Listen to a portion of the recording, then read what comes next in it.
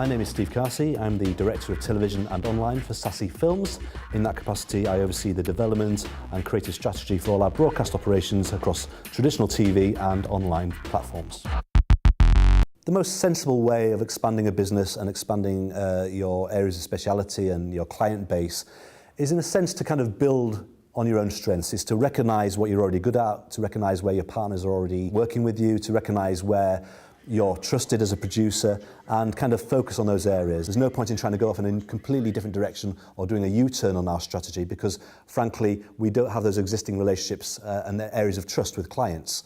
So in terms of growing our business, we are constantly challenging ourselves and asking the question of ourselves: could we do more with that client? Could we do more in that sector? Could we do more with that kind of work? Because we're building on what we're already good at and what we're already known for. So, for example, we did some great work for a couple of charities recently. The client was very appreciative of and very happy with. So, building on that, what more can we do in the charity sector?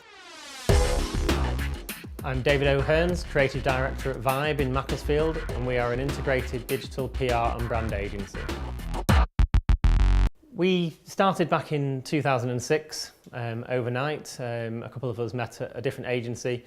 I had quite a strong passion about branding and what role that plays in the creative sector. We've looked to grow modestly over the years. We're 7 years in existence. We're up to 15 people now.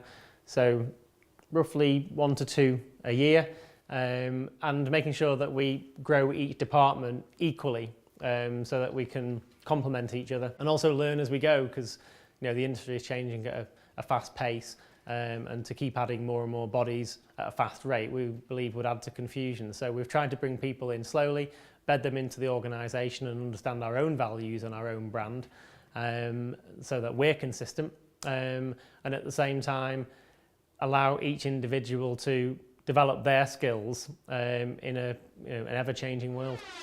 I'm Catherine Nathan and I'm a partner in Ratchet Films, and there are 2 of us, 50-50 partners, and we are a production company.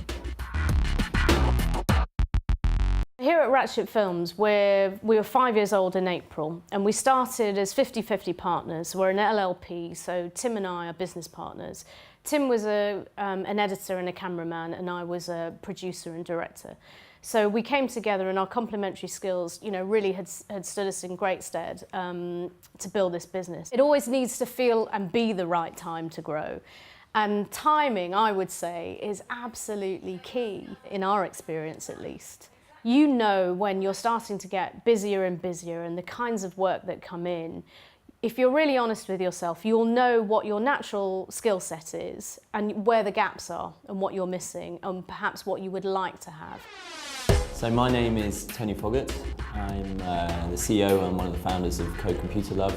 We're a digital agency based in Manchester.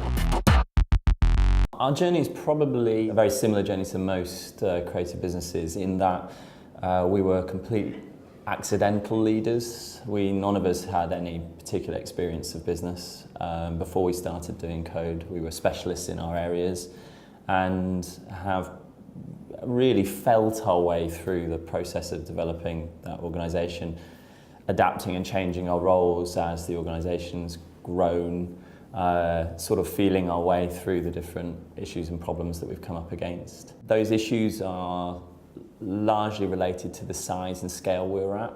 So when we were a small agency of sub 10, we were a wonderful team, really working well together, all in the same space, very easy to manage, etc. As that pushed on through, say, to 30, then you start to have issues where you sort of have to look at structure and how you organise that many people. When that pushes on through to 50 or so, you're now really having to struggle against pools, against culture. You sometimes have to behave like a businessman managing an organisation, sometimes making mistakes where you're forgetting some of the things that are core to your value set of beliefs or what you originally came into the game for. The place changes, undoubtedly, so there's a real challenge about staying true to your culture and what made you great in the first instance. We never want to be too big. So to me, anything under 10 people, that's as good as it gets. I would never want to be any bigger than that, because so much of our business is based on good personal relations that's becoming too big and too far removed from the actual nitty-gritty of making things just doesn't feel right to me, and it's just not something that I'm comfortable with. Don't get me wrong, I'm absolutely loving the fact that now we're able to expand a bit more and feel a bit more confident about the throughput of work that we have to fund other people being here. It means that I don't have to do the VAT and that I don't have to worry about all the schedules and, you know, who's doing what when. And, you know, there'll be other people around in a supportive role that frees you up to do more writing and more shooting and more directing and all those things that you absolutely love. And so that's the luxury of our growth.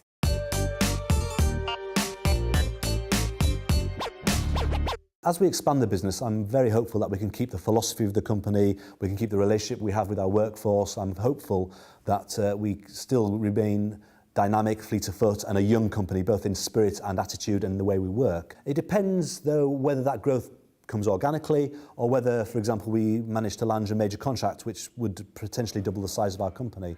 And I think we're very much a family business. Even though we've got 30 people here, it's still very much led by the 3 or 4 directors of the company who are all kind of industry veterans, and it's kind of almost a company of personalities.